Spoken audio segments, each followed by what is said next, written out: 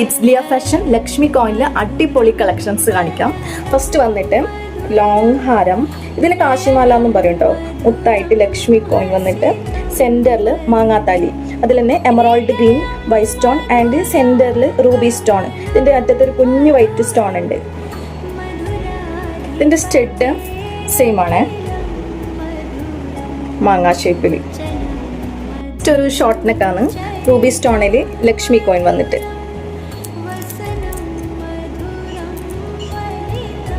ഇതിന്റെ സ്റ്റെഡും സെയിം ആണ്. എല്ലാം പ്രീമിയം കളക്ഷൻസ് ആണ്, നമുക്ക് കണ്ടാൽ തന്നെ മനസ്സിലാവും. ഷോർട്ട് നെക്കാണ്, എമറോൾഡ് ഗ്രീനിൽ ലക്ഷ്മി കോയിൻ വരുന്നത്. ഇതിന്റെ അറ്റത്ത് കുഞ്ഞു കുഞ്ഞു മുത്തുണ്ട്, നല്ല ഭംഗിയുണ്ട്.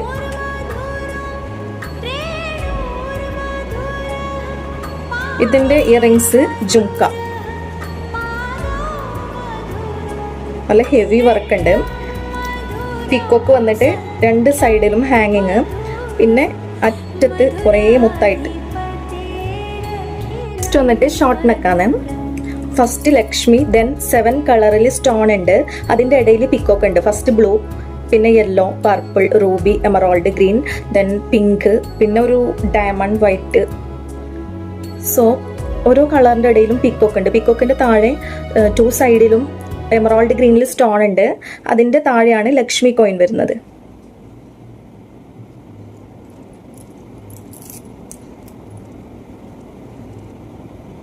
സോ ഇതിന്റെ ഇയറിങ്സ് ഹെവി ജുംക്കയാണ്.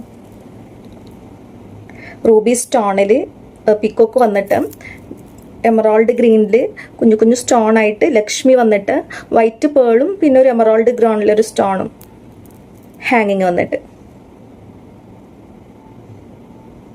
വന്നിട്ട് ഹെവി ഹാരമാണ്.